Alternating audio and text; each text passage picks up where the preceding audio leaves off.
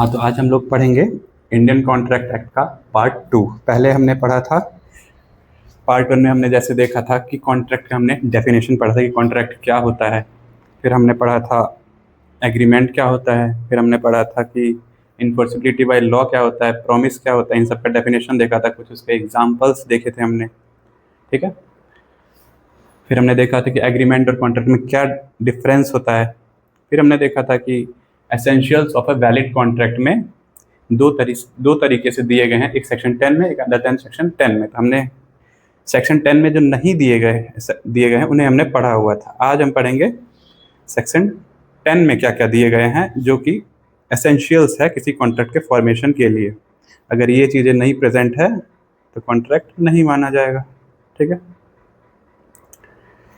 चलो फिर देखते हैं।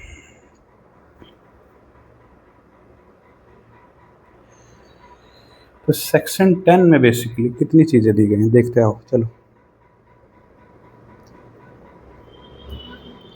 सेक्शन 10 के अकॉर्डिंग कौन कौन से ऐसे एसेंशियल एलिमेंट्स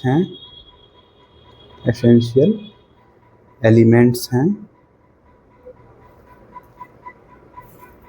जो कि ज़रूरी है। एसेंशियल एलिमेंट जो कि कॉन्ट्रैक्ट के बनने के लिए ज़रूरी है। एसेंशियल एलिमेंट रिक्वायर्ड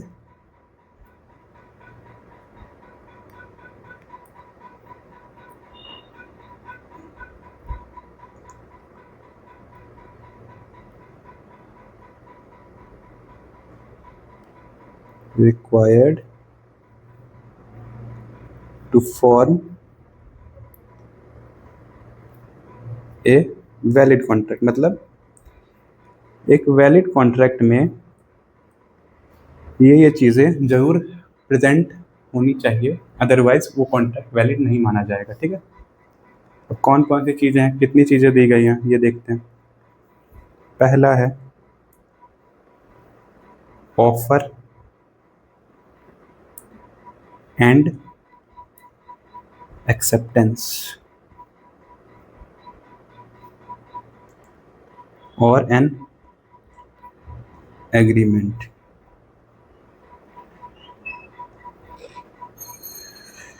दूसरा है फ्री कंसेंट।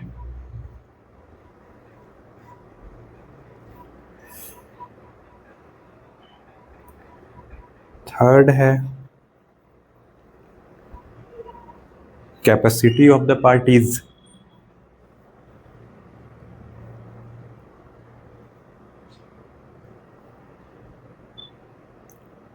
फोर्थ है कंसिडरेशन।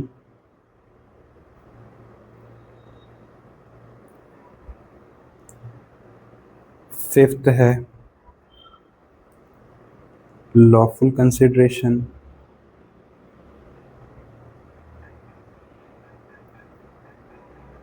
एंड ऑब्जेक्ट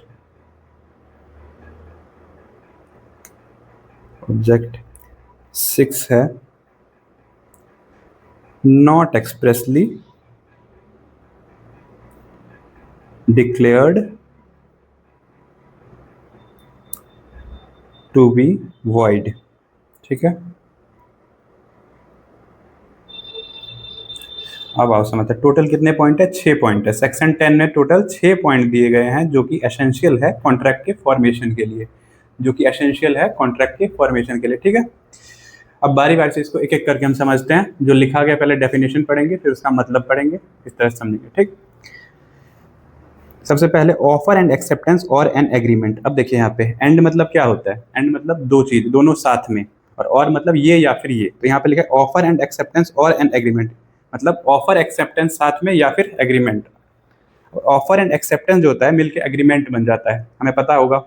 इसलिए offer and acceptance is equal to agreement या फिर एग्रीमेंट, बात बराबर ही। हम कुछ भी कहें, ऑफर एंड एक्सेप्टेंस कहें या फिर एग्रीमेंट कहें। तो ये सबसे पहले क्या चीज लिखा हुआ है? एग्रीमेंट नेसेसरी है किसी कॉन्ट्रैक्ट के फॉर्मेशन के लिए, जो कि हमने डेफिनेशन में ऑलरेडी देखा हुआ है कि agreement plus enforceability by law अगर है तब जाके कॉन्ट्रैक्ट बनता है। तो ये तो नेसेसरी है ही। तो इसको एक बार डेफिनेशन पढ़ते हैं क्या लिखा हुआ है। An agreement is the first essential element of a valid contract.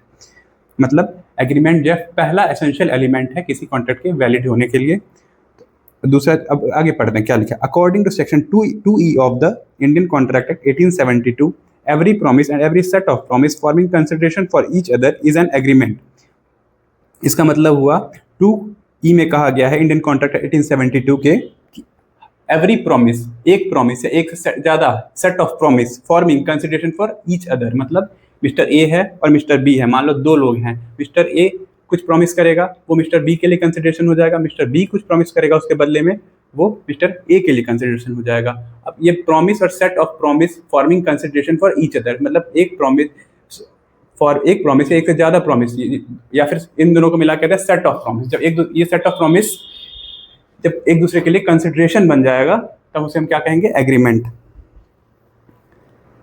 अब आगे पढ़ते हैं। And according to section 2B a proposal when accepted, proposal मतलब प्रस्ताव अगर किसी को हम दे रहे हैं और वो जैसे मिस्टर मैंने आपको प्रपोजल दिया और आपने उस चीज़ को एक्सेप्ट कर लिया, जब कोई प्रपोजल आपको मैंने दिया और आपने उसको एक्सेप्ट कर लिया तो वो क्या बन गया, प्रॉमिस, ठीक है। An agreement is outcome of offer and acceptance for consideration. Agreement जो है वो आउटकम मतलब रिजल्ट है किस चीज़ का, ऑफर एंड एक्सेप्टेंस का। ऑफर और एक्सेप्टेंस का रिजल्ट, अगर मैंने आपको ऑफर दिया आपने उस चीज़ को एक्सेप्ट कर दिया फिर वो क्या बन गया, एग्रीमेंट बन गया, ठीक है। अब दूसरा क्या है, फ्री कंसेंट। फ्री कंसेंट मतलब सहमति, फ्री मतलब कोई उसमें, फ्री मतलब एकदम कुछ भी उसमें इन्फ्लुएंस ना हो किसी का, वो फ्रीली अपने मन से कोई सहमति दे रहे। जैसे मैंने आपसे कुछ कहा, आपके ऊपर किसी चीज़ का दबाव नहीं है, किसी चीज़ का आपने अपने मन से फ्रीली कंसेंट दिया उस चीज़ को। वही एक देखते हैं इसमें लिखा क्या हुआ है, 2 or more person are said to consent when they agree upon same thing in the same sense।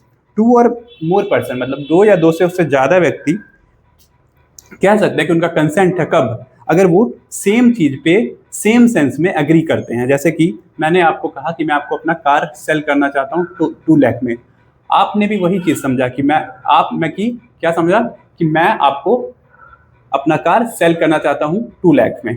कुछ डिफरेंस नहीं है मेरे और आपके समझने में, दोनों जो चीज़ समझ रहे हैं सेम थिंग को सेम सेंस में समझ रहे हैं, किसी मतलब कुछ भी कंफ्यूजन नहीं है, वेग जैसा कुछ भी चीज़ नहीं है। This can also be understood as identity of minds in understanding the term consensus ad idem. यहाँ पे एक कीवर्ड लिखा हुआ है, क्या है, कंसेसस एड आइडम।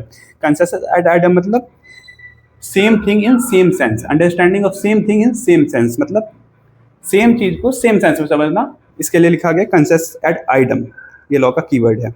अब further such consent must be free.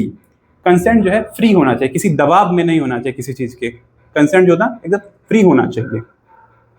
Consent would be considered as free consent if it is not called by coercion, undue influence, fraud, misrepresentation और मिस्टेक।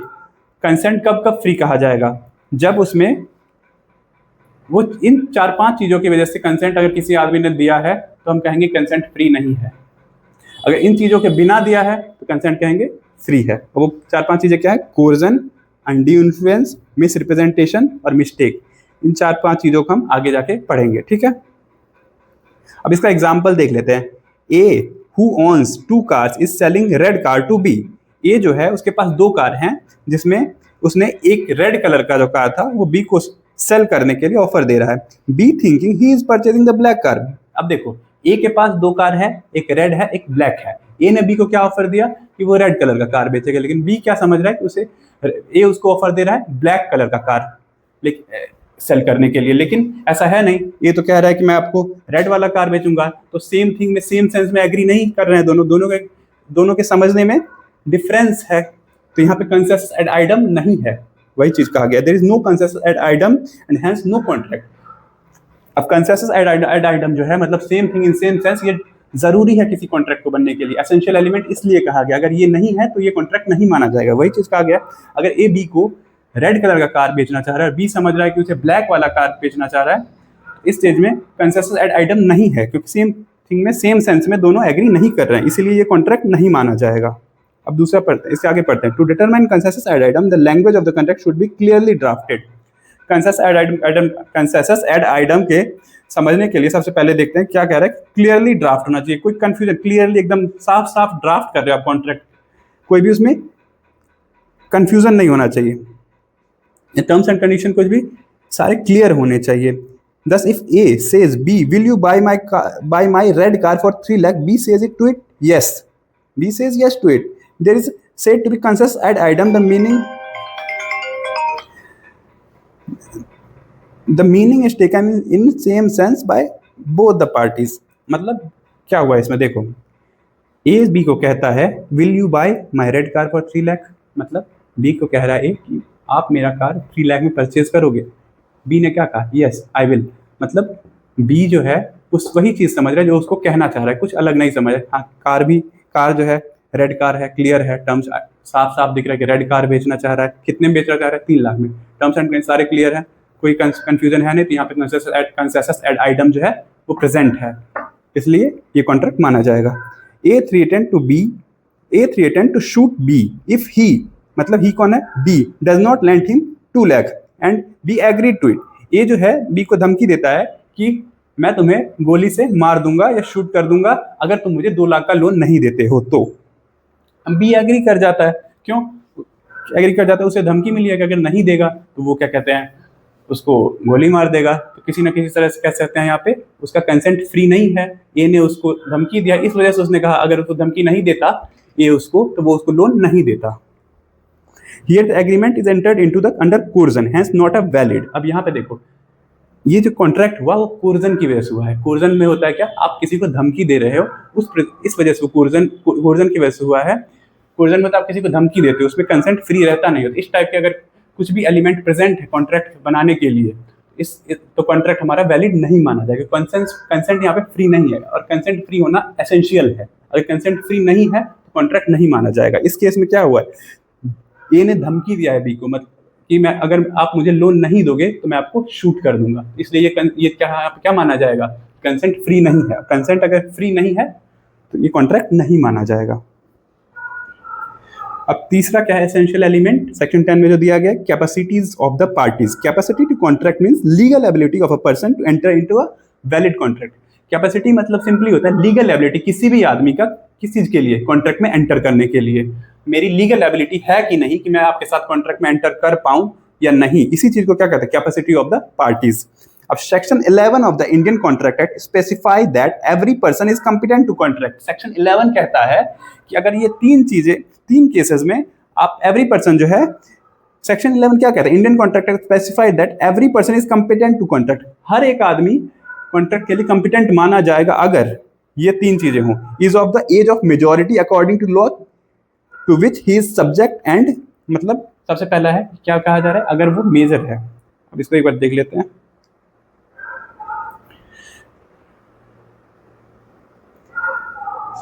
सबसे पहला इसमें कहा गया है कि सेक्शन 11 क्या कह रहा है, capacity of the party competent होगा तब। कॉम्पिटेंट कैसे माना जाएगा, सबसे पहला वो मेजर होना चाहिए, दूसरा वो साउंड माइंड का होना चाहिए, तीसरा क्या, is not otherwise disqualified from contracting to any law to which he is subject. वो किसी भी लॉ के अंदर डिस्क्वालिफाइड नहीं किया गया हो। पहला क्या है, पहला है कि वो मेजर होना चाहिए, दूसरा क्या हो, साउंड माइंड का होना चाहिए, तीसरा क्या है कि वो किसी भी लॉ के अंदर डिस्क्वालिफाइड नहीं होना चाहिए। अगर ये 3 चीजें हैं तो वो कॉम्पिटेंट टू कॉन्ट्रैक्ट है, और कॉम्पिटेंट टू कॉन्ट्रैक्ट है मतलब उसकी कैपेसिटी कॉन्ट्रैक्ट करने के लिए है। इस केस में हम अगर ऐसा कोई आदमी है जो ये 3 चीजों को फुलफिल कर रहा है तो वो कॉम्पिटेंट टू कॉन्ट्रैक्ट है, वो कॉन्ट्रैक्ट में एंटर हो सकता है। अगर इन 3 चीजों में कोई भी ऐसा चीज है जो नहीं फुलफिल कर पा रहा है, या फॉर एग्जाम्पल वो मेजर नहीं है, या फिर क्या कहते हैं वो साउंड माइंड का नहीं है, या फिर क्या है वो किसी लॉ के द्वारा डिस्क्वालीफाई किया गया है, इस तरह का आदमी कॉन्ट्रैक्ट में एंटर नहीं कर सकता। अगर ऐसा आदमी कॉन्ट्रैक्ट में एंटर हो रहा है तो हम उसको वैलिड कॉन्ट्रैक्ट नहीं मानेंगे। इन तीनों कंडीशन को अब अगला, a person for being competent to contract must fulfil all of the above 3 qualification. मतलब अगर कोई आदमी कॉन्ट्रैक्ट में एंटर होना चाहिए तो उसको इन तीनों कंडीशन को फुलफिल करना चाहिए। या ये नहीं होगा कि 2 कर लिया और 1 नहीं किया तो कॉन्ट्रैक्ट में एंटर कर पाएगा, नहीं, तीनों के तीनों फुलफिल करने चाहिए उस आदमी को। किस, अब देखते हैं qualification A refers to the age of contracting person. The person enter into a contract must be of 18 years of age। मतलब कोई अगर आदमी जो है वो कॉन्ट्रैक्ट में एंटर करना चाहिए तो वो मस्ट भी 18 साल का जरूर होना चाहिए, ठीक है। Person below 18 years of are considered minor, therefore incompetent to contract. अगर 18 साल से वो आदमी कम का है तो उसे माइनर कहा जाएगा, और minors are incompetent to contract, ठीक है। माइनर कॉन्ट्रैक्ट में एंटर नहीं कर सकता, उसे इनकम्पिटेंट कहा जाता है। पहला चीज क्या है, मेजर होना चाहिए। मेजर कब होगा, अगर वो 18 साल का है, 18 साल से कम का है तो वो मेजर नहीं है, वो माइनर, और माइनर इनकम्पिटेंट है, इस चीज को समझो। अब दूसरा पॉइंट है क्वालिफिकेशन। क्वालिफिकेशन क्या है? Requires a person to be of sound mind, मतलब requires a person to be of sound mind. He should be in his senses so that he understand the implication of the contract at the time of entering into a contract. मतलब वो जब वो contract में enter कर रहा है वो उस टाइम पे सेंसेस में होना चाहिए। किस सेंसेस में होना चाहिए कि वो जो भी कॉन्ट्रैक्ट कर रहा है उसके टर्म्स एंड कंडीशन को अच्छे से समझ पा रहा है। अगर वो इस स्थिति में है, इस परिस्थिति में है कि वो उस टर्म्स एंड कंडीशन जो भी हमने बनाए कॉन्ट्रैक्ट में उस चीज़ को अगर नहीं समझ पा रहा है तो वो सेंसेस में नहीं है, मतलब वो अनसाउंड माइंड का है, फिर वो साउंड माइंड का नहीं है और वो इनकम्पिटेंट टू कॉन्ट्रैक्ट हो जाएगा उस केस में। और वैसा आदमी कॉन्ट्रैक्ट में एंटर नहीं किया जाएगा क्योंकि वो इनकम्पिटेंट टू कॉन्ट्रैक्ट है। देखिए जैसे a lunatic, an idiot and drunken person or under the influence of some intoxicant is not suppose to be a person of sound mind. मतलब एक पागल आदमी या एक मूर्ख आदमी या फिर एक जिसने ड्रंक किया हो, ड्रंकन पर्सन, इसको माना जाता है अनसाउंड माइंड का। ये लोग जो है कभी भी कॉन्ट्रैक्ट में एंटर नहीं कर सकते हैं क्योंकि ये इनकम्पिटेंट माने जाते हैं। इनकम्पिटेंट मतलब कैपेबल नहीं है कि कॉन्ट्रैक्ट में ये कर सके, क्योंकि ये उस सेंस में नहीं रहते हैं कि ये जो भी कॉन्ट्रैक्ट उस टाइम पे करेंगे वो उसके टर्म्स एंड कंडीशन को समझ पाएंगे। अब तीसरा क्वालिफिकेशन सी। क्वालिफिकेशन सी क्या कहता है, देखते हैं, पढ़ते हैं। Requires that a person entering into a contract should not be disqualified by his status in entering into such contract. अब कह रहा है कि एक पर्सन जो है वो डिस्क्वालीफाई अपने स्टेटस की वजह से नहीं किया गया हो, मतलब उसका जो स्टेटस है, उसका जो पोजीशन है वो डिस्क्वालीफाई नहीं किया गया हो। किसके द्वारा नहीं डिस्क्वालीफाई किया? लॉ के द्वारा। अब देखिए, such person as an alien enemy, foreign sovereign, convict, जैसे कि हो सकता है एनिमी हो, फॉरेन सॉवरेन हो, या फिर क्या कहते हैं कन्विक्ट हो, जैसे कि अपराधी, उसको जेल हुआ हो, ऐसे लोगों क्या है, इन तीनों को जैसे लॉ मना करते कि ये लोग कॉन्ट्रैक्ट में एंटर नहीं हो सकते, ठीक है। They are disqualified unless they fulfil formalities required by law. ये डिस्क्वालीफाइड है। ये कब तक डिस्क्वालीफाइड है? अगर ये कुछ कंडीशन दे हैं लॉ के द्वारा कि इसको फुलफिल कर लेते हैं तो ये लॉ में एंटर कर, अगर इन्होंने ये कंडीशन फुलफिल कर दिया तब तो ये लॉ के तब से कॉन्ट्रैक्ट कर सकते हैं। अगर इन्होंने ये कंडीशन फुलफिल नहीं किया तो डिस्क्वालीफाइड है। जनरली ये लोग डिस्क्वालीफाइड है, ठीक है। Contract entered by person not competent to contract are not valid. वही चीज कहा गया, कॉन्ट्रैक्ट जो है एंटर किया जा रहा है किसके द्वारा? उन पर्सन के द्वारा जो incompetent to contract, not competent to contract, incompetent to contract, same है। अगर इनके द्वारा कॉन्ट्रैक्ट में एंटर किया जा रहा है तो वो वैलिड कॉन्ट्रैक्ट नहीं होगा, और वैलिड कॉन्ट्रैक्ट नहीं, कॉन्ट्रैक्ट ही नहीं है, बाइंडिंग ही नहीं होगा एक दूसरे पे, कुछ उसका रिजल्ट नहीं है।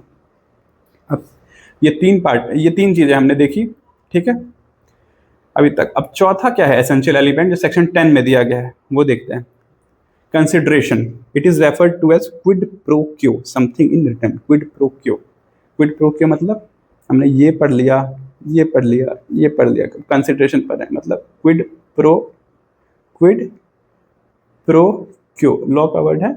इसका मतलब क्या होता है? Something in return. Something in return मतलब बदले में कुछ भी, मतलब जरूरी नहीं है कि इसको एडिक्वेसी देखा जाए, पर्याप्त होना चाहिए ऐसा नहीं, कुछ भी, थोड़ा सा भी हो सकता है लेकिन होना चाहिए। A valuable consideration in the sense of law may consist either in some right, interest, profit, or benefit accruing to one party, or some forbearance, determinant loss or responsibility given, suffered or undertaken by the other.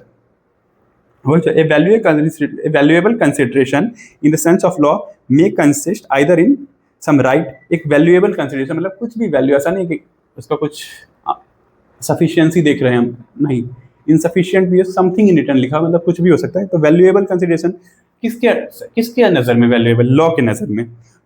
क्या है इसका example देखते हैं। कुछ right भी हो सकता है वो कंसिडरेशन, कुछ इंटरेस्ट हो सकता है, कुछ प्रॉफिट हो सकता है, या कुछ बेनिफिट हो सकता है एक पार्टी को हम दे रहे हैं, या फिर क्या कहते हैं कुछ लॉस या रिस्पॉन्सिबिलिटी जो है गिवन कर रहे हैं, दे रहे हैं, ये चीज़ भी हो सकता है कंसिडरेशन। ऐसा टाइप का कुछ भी चीज़ हो सकता है जो कि कंसिडरेशन हो सकता है, उसका सफिशिएंसी रिक्वायर नहीं है कि वो हो, समथिंग मतलब कुछ भी रिटर्न में हो सकता है। अब A agrees to sell his book to B for ₹100। A ने क्या किया? एग्री कर रहा है किस चीज़ के लिए? कि वो अपना बुक जो है बी को सेल करेगा। कितने में सेल करेगा? ₹100 में। B promise to pay ₹100 in the consideration for as promise to sell his book. अब बी बदले में क्या देगा? ए को ए ने प्रॉमिस किया कि मैं आपको अपना बुक दूंगा, बी बदले में क्या दे रहा है? ₹100 दे रहा है उसे। अब A promises to sell the books if the consideration for A promises to sell the book is the consideration for B's promise to pay ₹100। A ने जो बी को प्रॉमिस किया है कि वो बुक देगा, वो कंसिडरेशन जो है किसके बदले में है? बी का प्रॉमिस जो ए को 100 रुपीज़ देने का है। दोनों का देखो, दोनों का जो ए जो दे रहा है बुक बी को, वो है क्या? बी के लिए कंसिडरेशन है। अब बी बदले में जो 100 रुपये दे रहा है वो ए के लिए कंसिडरेशन है, वही चीज़ है। अब lawful consideration and object, the consideration and object of the agreement must be lawful. Lawful मतलब इलीगल कुछ ऐसा नहीं होना चाहिए, उसको लॉ ऐसा ना कहता हो कि ये कंसिडरेशन जो है आपके इसमें कॉन्ट्रैक्ट में, या इसका जो उद्देश्य, ऑब्जेक्ट मतलब उद्देश्य कुछ भी है, वो अनलॉफुल है। अनलॉफुल मतलब कि वो इलीगल है, मना किया गया है, फॉरबिडन बाय लॉ है, इस टाइप का। सेक्शन 23 स्टेट दैट कंसिडरेशन और object is not unlawful. Not unlawful मतलब सेक्शन 23 कह रहा है कि कंसिडरेशन ऑब्जेक्ट नॉट लॉफुल, अगर वो लॉफुल नहीं है, if it is prohibited by law. अगर लॉ किसी चीज को मना कर रहा है कि ये मना कर रहा है कि ये चीजें प्रोहिबिटेड है, मना किया गया लॉ के द्वारा, तो ऐसी चीजें क्या है? अनलॉफुल है। अनलॉफुल है, अनलॉफुल ऑब्जेक्ट है और कंसिडरेशन है। मतलब लॉ अगर कह रहा है कि ये चीज लॉफुल है तो हम मानेंगे लॉफुल है, अगर लॉ मना कर रहा है तो हम मानेंगे अनलॉफुल है। और it is such as it would defeat the provision of law, और वो कंसिडरेशन ऑब्जेक्ट है कि वो किसी लॉ के प्रोविजन को डिफीट कर रहा है। If it is fraudulent or involves injury to the person or property of another or quote it as immoral or opposed to public policy, ऐसी कुछ चीजें हैं जो कि लॉ मना कर, जैसे कि कुछ फ्रॉडुलेंट है आपके कॉन्ट्रैक्ट में, आप किसी को फ्रॉड करने के नियत से कर रहे हो, या कुछ किसी को इंजुरी, किसी को चोट पहुंचाने की वजह से आप कुछ, आपके कॉन्ट्रैक्ट में कुछ ऐसा जिससे किसी को चोट पहुंचेगा, या फिर क्या कहते हैं, किसी के प्रॉपर्टी को कुछ, या किसी आदमी के प्रॉपर्टी को आप चोट पहुंचाने की कोशिश कर रहे हो, उसके प्रॉपर्टी के तोड़ने, या इस टाइप का कुछ कॉन्ट्रैक्ट कर रहे हो, या फिर कुछ अपोज्ड पब्लिक पॉलिसीज जो होते हैं नॉर्मली उसके अगेंस्ट में, ऐसा कुछ कॉन्ट्रैक्ट है। इन टाइप के कॉन्ट्रैक्ट अगर आप कर रहे हो तो ये सारी चीजें क्या है? अनलॉफुल है, ये लॉ कहते हैं। ऐसे टाइप के कॉन्ट्रैक्ट जो है वो अनलॉफुल है, ठीक है। अब a promise to drop prosecution instituted against B for robbery and B promises to restore the value of the things taken, the agreement is void as it object is unlawful. अब a promise करता है, ए ने B पे क्या किया था? Case किया होगा, ठीक है। अब ए प्रॉमिस क्या करता है बी को कि वो A promises to be prosecuted instituted against B for robbery and B promises to restore the value of the things taken.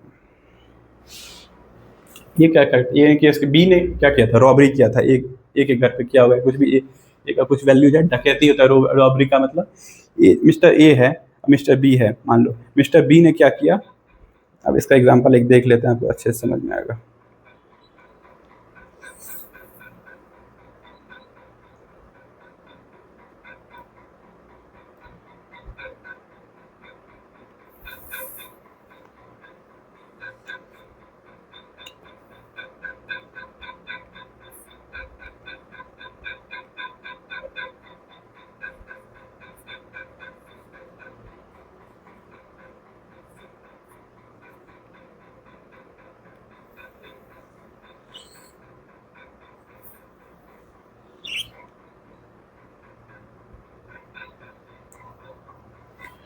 Example देखते हैं इसका, ठीक है। मिस्टर ए है, मिस्टर बी है। मिस्टर बी ने क्या किया है? रॉबरी किया, डकैती किया है मिस्टर ए के अगेंस्ट में। मिस्टर ए के घर से कुछ रॉबरी वगैरह, डकैती वगैरह किया। अब ए क्या कह रहा है कि ए ने उसके ऊपर केस किया हुआ है, ठीक है। अब ये इसके साथ एग्रीमेंट क्या कर रहा है कि मिस्टर ड्रॉप प्रोसिक्यूशन, वो प्रोसिक्यूशन जो उसके अगेंस्ट में चल रहा है उसको ड्रॉप कर देगा, मतलब जो भी केस कोर्ट वगैरह है वो वापस ले लेगा, अगर बी जो है B promise to restore the value of the things taken, मतलब जो भी उसने डकैती में सामान लिया होगा वो उसको अगर वापस कर दे ए को, तो ए जो है वो केस वापस ले लेगा। इस टाइप का कुछ एग्रीमेंट, इस टाइप का एग्रीमेंट वॉइड है, क्योंकि टू ड्रॉप प्रोसिक्यूशन जो है वो एक तरह से क्या है? वो प्रोहिबिटेड बाय लॉ है, ठीक है। इस टाइप के कॉन्ट्रैक्ट अगर कर रहे हैं तो ये वॉइड माना जाएगा, इस टाइप के कॉन्ट्रैक्ट हम नहीं कर सकते हैं। अब A agrees to sell his house to B against 100 kg of cocaine, such agreement is illegal as the consideration is unlawful. A agree क्या करता है कि बी को अपना घर बेच देगा, बदले में बी उसको क्या देगा? कोकीन देगा 100 किलो। अब कोकीन जो है वो अनलॉफुल कंसिडरेशन, लॉ इसको प्रोहिबिट करता है, मना करता है कि इस टाइप का सेल परचेज आप नहीं कर सकते इस कोकेन का। इस टाइप के एग्रीमेंट को क्या मानेंगे? इलीगल। तो इस टाइप का एग्रीमेंट क्या हो जाएगा? वॉइड हो जाएगा। अब एक है, हमने ये पढ़ लिया। छठा पॉइंट आपका 6th पॉइंट जो है, not expressly declare to be void, the agreement entered into must not be which the law declares to be illegal or void. An illegal agreement is an agreement expressly or impliedly prohibited by law. A void agreement is one without any legal effect. इसका मतलब पढ़ते हैं, कोई भी agreement entered into must not be, इसका मतलब must मतलब जरूरी, not be which law declares, not be which मतलब ऐसा नहीं होना चाहिए जो जरूरी, मतलब लॉ इसको इम्प्लाई कह रहा है कि इस टाइप का कॉन्ट्रैक्ट जो है वो वॉइड ही होगा, चाहे आप, लॉ स्पेसिफिकली कह रहा है इस टाइप के कॉन्ट्रैक्ट वॉइड ही होंगे, तो इस टाइप के कॉन्ट्रैक्ट जो है कभी वैलिड नहीं हो सकते हैं, लॉ कह रहा है, क्योंकि law which the law declare कर रहा है कि टू बी आइदर इलीगल, इस टाइप कॉन्ट्रैक्ट या तो इलीगल है या फिर वॉइड है, तो इस टाइप के कॉन्ट्रैक्ट को हम नहीं कर सकते हैं। तो illegal contract is an agreement expressly or impliedly prohibited by law. Illegal contract जो है या तो वो कह देता है लॉ की, लिख देता है कि हाँ वॉइड है, या इम्प्लाइड माना जाए कि इस टाइप कॉन्ट्रैक्ट जो है वो वॉइड ही होंगे। A void agreement is one without any legal effect. एक void agreement ऐसा होता है जिसमें कोई legal effect नहीं हो सकता है, legal effect नहीं होता है, मतलब एक पार्टी दूसरे पे केस कभी नहीं कर सकता, ठीक है। Threat to commit mistake, threat to commit murder or making publishing defamatory statement or entering into an agreement which are opposed to public policy are illegal in nature. अब कोई भी आप मर्डर का धमकी दे रहे हो कि इस टाइप का एग्रीमेंट कर रहे हो कि धमकी दे रहे हो, उसमें कुछ डिफामेटरी, किसी का बारे में कुछ गलत सल्ट बोल रहे हो या कुछ ऐसा एग्रीमेंट कर रहे हो कि अपोज टू पब्लिक पॉलिसी है, तो ये सारे क्या है? इलीगल इन नेचर है। ये क्या लॉ मना करती है? हाँ, ऐसे लो कॉन्ट्रैक्ट लॉ मना करते हैं। अगर ऐसा आप कर रहे हो तो ये सारे क्या होंगे? वॉइड एग्रीमेंट होंगे, इनका कुछ लीगल इफेक्ट नहीं होगा, ठीक है। Similarly in agreement in restraint of trade, marriage, legal proceedings are classic example of void agreement. Similarly जैसा कि आप देख सकते हैं, इसी टाइप के कुछ अगर एग्रीमेंट है जो कि व्यापार में आप करने से आपको रोकते हैं, आप व्यापार किसी के साथ करने के लिए अगर उसको रोकने का कुछ एग्रीमेंट करते हैं, या फिर किसी की मैरिज को रोकने का कोई कॉन्ट्रैक्ट करते हैं, तो इस टाइप के कॉन्ट्रैक्ट क्या होंगे? वॉइड होंगे, ठीक है।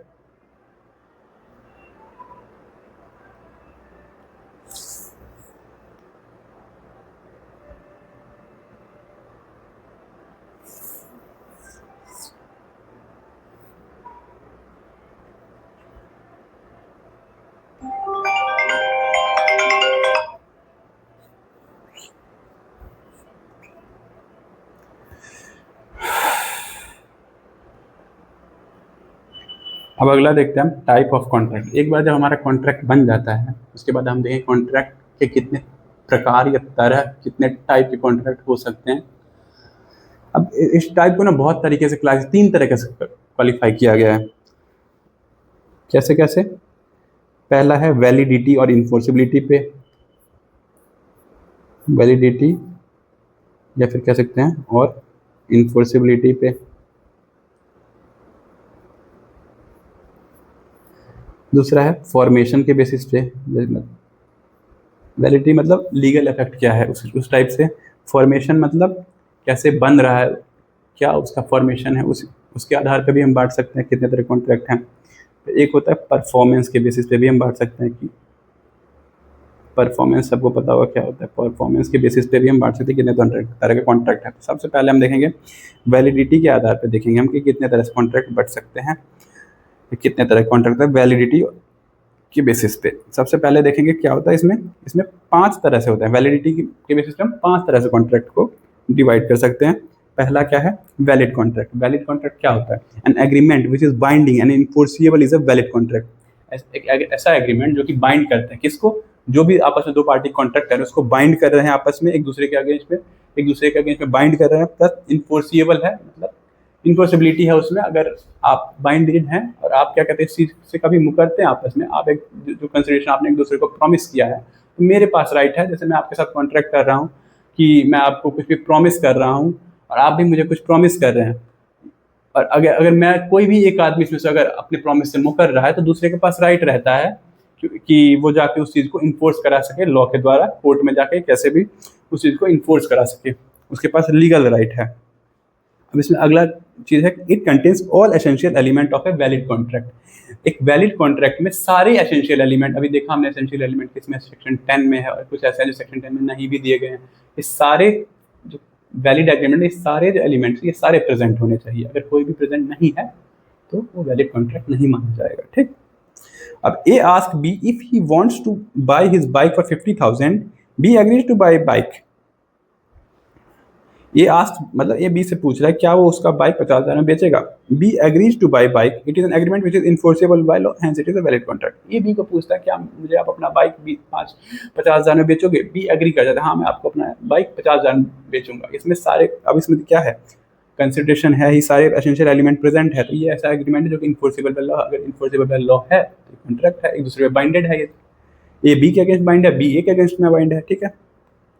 अगर मान लो ए बी को बाइक डिलीवर कर देता है, बी पैसे नहीं देता, तो ए के पास राइट है कि वो उससे रिकवर कर सकता है, लीगल राइट उसको लॉ ने दिया हुआ है।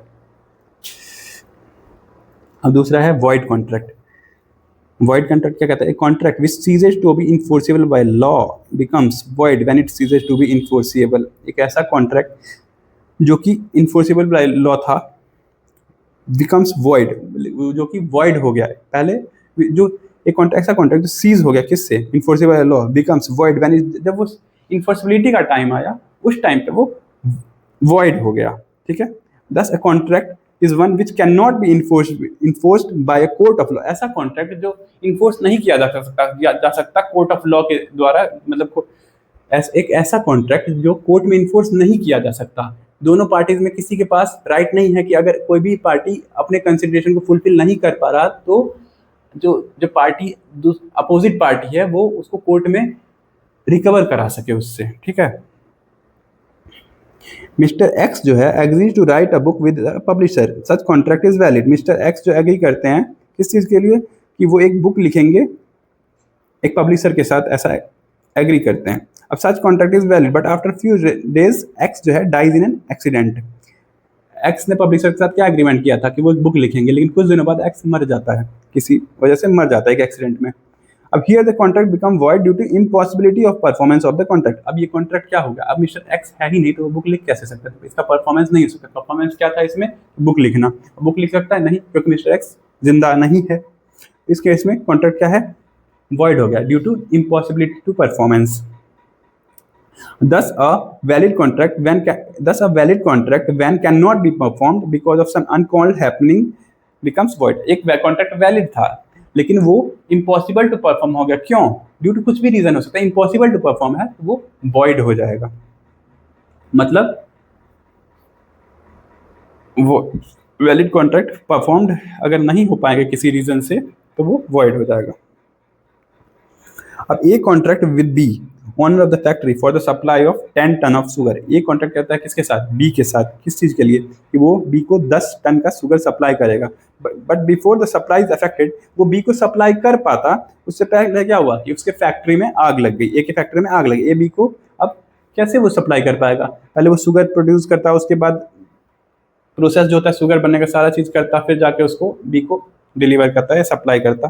लेकिन अब तो उसके फैक्ट्री में क्या हुआ, आग लगी, इस वजह से वो सप्लाई अब नहीं कर पाएगा, तो इस टाइप कॉन्ट्रैक्ट क्या हो जाएगा, वॉइड हो जाएगा।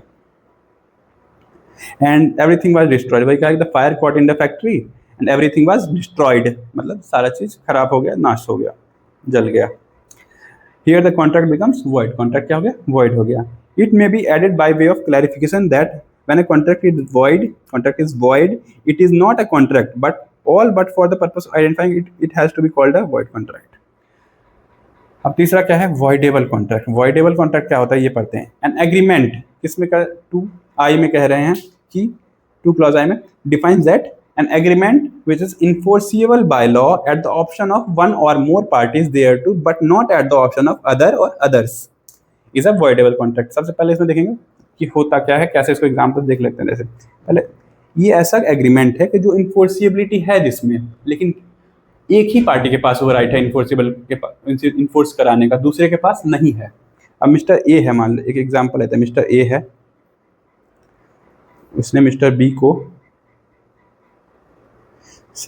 बी से कहा कि बाइक जो है वो परचेज करेगा, 5,000 रुपये में मिस्टर बी के पास एक बहुत अच्छी बाइक है जिसका ओरिजिनल कॉस्ट देखेंगे आप 2 लाख रुपये है। 2 लाख का उसका वैल्यू है, मार्केट वैल्यू जो है बाइक का, मान लो 2 लाख रुपये। मिस्टर ए उसको धमकी दे रहा है गन पॉइंट पे रख के मिस्टर बी को कहा कि ये बाइक मुझे 5,000 में दे दो। मिस्टर बी एग्री कर जाता है, ठीक है। सबसे पहले तो यहाँ पे फ्री कंसेंट नहीं है, इसलिए ये कॉन्ट्रैक्ट क्या है, वॉइडेबल है। वॉइडेबल कैसे है ये देखते हैं। अब इस केस में मिस्टर बी जो है उसके साथ गलत हुआ है, वो क्या है, एग्रीड पार्टी है। तो इस केस में मिस्टर बी के पास राइट है कि वो इस कॉन्ट्रैक्ट को या तो वैलिड डिक्लेयर कर दे, मतलब इन्फोर्सेबल हो, या फिर वॉइड डिक्लेयर कर दे। इस केस में वो चीज़ पड़ता है, एन एग्रीमेंट। इसमें लिखा क्या हुआ एक बार देख लेते हैं, अपने आप क्लियर होगा आप लोगों को। N agreement which is enforceable by law at the option of one or more parties. कौन है यहाँ पे, मिस्टर बी है। मिस्टर बी जिसके साथ गलत हुआ है, ये कॉन्ट्रैक्ट इन्फोर्सेबल मिस्टर बी के ऑप्शन पे है, ना कि मिस्टर ए के। मिस्टर ए ने खुद ही गलत किया, उसके पास कुछ राइट नहीं है इस कॉन्ट्रैक्ट को फुलफिल कराने का या इन्फोर्स कराने का। Enforceable at the option of one or more parties but not at the option of other or others.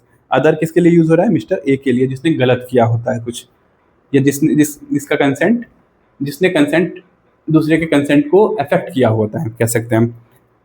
N agreement which is enforceable law at the option of one or more parties, ऐसा agreement जो एक या एक से अधिक आदमी के option पे इन्फोर्स किया जा सकता है, बट नॉट, नहीं, किसके पे, दूसरे पार्टीज के ऑप्शन पे इन्फोर्स नहीं किया जा सकता। मतलब अगर मिस्टर ए है, उसने धमकी दिया है, तो उसके ऑप्शन पे नहीं डिपेंड करता है, उसके हाथ में कोई राइट नहीं दिया गया है लॉ के द्वारा कि आप किसी तरह से इसको वैलिड या वॉइड करें। मिस्टर बी के हाथ में राइट है, जो कि जिसका कंसेंट अफेक्टेड हुआ है, उसको धमकी मिली है, उसका लॉस हो रहा है यहाँ पे, क्योंकि उसका 2 लाख का जो बाइक है वो 5,000 में बस बेचा जा रहा है। अगर मिस्टर बी चाहे तो इसको वैलिड कॉन्ट्रैक्ट को वैलिड करा सकता है, या चाहे तो वॉइड कर सकता है। इन्फोर्सिबिलिटी का राइट किसके हाथ में है, मिस्टर बी के हाथ में है। This in fact means where one of the parties to the agreement is in a position or is legally entitled authorized to avoid performing his part। एक पार्टी के हाथ, वही करे, इस केस में क्या होता है कि one of the parties to the, एक पार्टी जो है एग्रीमेंट में, उसके हाथ में इज इन, या वो इस पोजीशन में होता है कि वो लीगली इंटाइटल ऑथराइज, लीगली क्या हो, इंटाइटल्ड है या फिर ऑथराइज्ड है कि किस चीज़ के लिए, to avoid performing his part. वो अपने पार्ट, उसका जो प्रॉमिस है उसको परफॉर्म करने के लिए वो परफॉर्म करेगा, उस चीज़ को अवॉइड कर सकता है वो, मतलब अपने परफॉर्मेंस को वो अवॉइड करने का राइट उसके हाथ में है। एक पार्टी के पास है, दूसरे के पास नहीं है। और किसके पास है वो एक पार्टी, कौन होगा, जिसका कंसेंट या तो अनड्यू इन्फ्लुएंस या कोर्जन या इन सब चीज़ों की वजह से लिया जाता है, मतलब उसका कंसेंट फ्री नहीं होता, वो डिसीव्ड पार्टी, मतलब अफेक्टेड पार्टी होता है।